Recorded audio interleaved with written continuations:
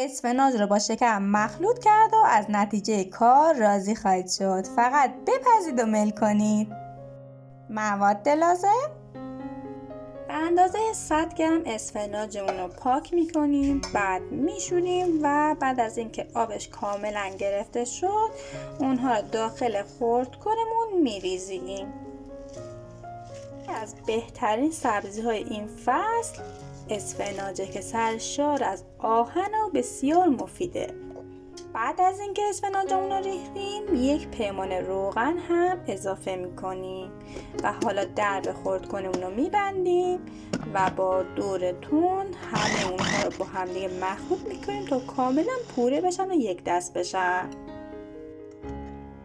میزان پوره شدنش دقیقاً باید به این شکل باشه و کاملا سبزیمون و روغن کاملا با همدیگه مخلوط شده باشن. تخم مرغ 3 عدد. 3 تا تخم مرغمون رو داخل ظرفمون میریزیم و بعد به اندازه 1.5 پیمانه شکر یا 240 گرم به تخم مرغمون اضافه میکنیم و همه موادمون رو با دمزن هم میزنیم تا یک دست بشن. به اندازه 1.5 پیمانه شیر اضافه میکنیم که من اینجا از شیر پرچرب استفاده کردم. لیوان پیمانمون هم که لیوان فرانسوی کاملا اندازه پیمانه مشخصه. مایع اسفناج و روغنمون رو به موادمون اضافه میکنیم و یک بار دیگه همه موادمون رو مجددا با هم دیگه هم میزنیم. دوستان عزیزم، با لایک و سابسکرایب کردم باعث میشه که من انگیزه بیشتری بگیرم. خیلی ممنونم ازتون. بعد از اینکه همه رو با هم مخلوط کردیم به اندازه بیکینگ پودر 10 گرم و وانیل 3 گرم اضافه میکنیم. از 2.5 پیمانه آرد یا 340 گرم آرد استفاده میکنیم که طی 2 مرحله آردمون رو الک میکنیم تا بافت بهتری داشته باشه.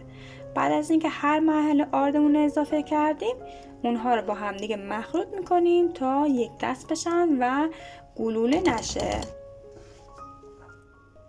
باقی آردمون هم اضافه میکنیم و بعد از اون برای آخرین بار همه موادمون رو با هم مخلوط میکنیم تا کاملا یک دست بشن.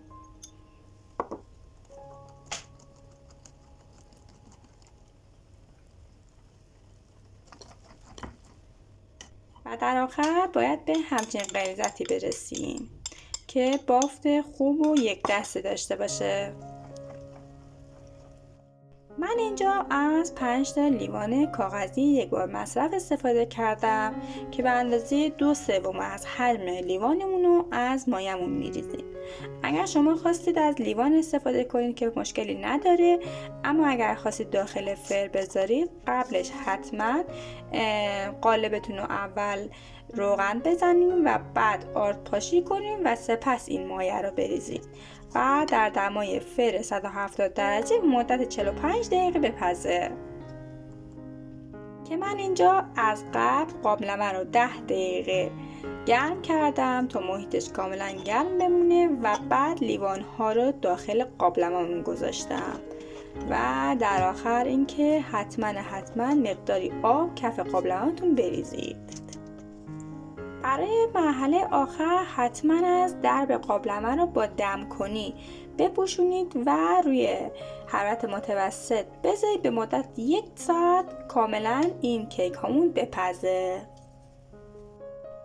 بهترین زمانش همون 1 ساعته، اما اگر نیاز شد میتونیم 15 دقیقه هم اضافه تر بذاریم که بپزه.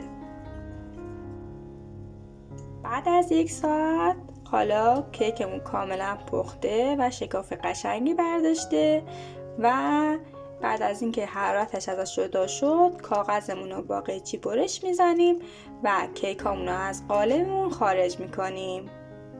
شما فقط ببین چه قالب قشنگی، چه رنگ قشنگی داره. واقعا از طعمش که دیگه من نگم چقدر خوشمزه است. این کیک اسفناجی مناسب برای خانواده و بچه ها، یعنی واقعا بی‌نظیره. در آخر با سس شکلات یا سس توت فرنگی میتونید تزیینش کنید و من اینجا با پودر نارگیل هم کار رو تموم کردم که شما میتونید از پودر نارگیل یا ترفل رنگی استفاده کنید. یک دستورالعمل خوشمزه و سریع. شما فقط بافتش رو ببینید چقدر خوب پخته، کاملا خوشمزه است، یک طعم لذیذ و خاصه. یک بار این کیک رو امتحان کنید مطمئنم که هیچ وقت فصل بهار که اسفناج اومد این کیک خوشمزه رو فراموش نمی‌کنی. اگر هنوز عضو کانال نشدین حتما مشترک بشین. خوشحال میشم شما رو ببینم. عضویت تو این کانال کاملا رایگانه و نیاز به هیچ پرداختی نیست. از اینکه همراه من بودین و این ویدیو رو تماشا کردین خیلی ممنونم. لطفاً زنگوله رو روشن کنین که اولین نفر فیلم بعدی رو بتونید ببینید. دوستتون دارم.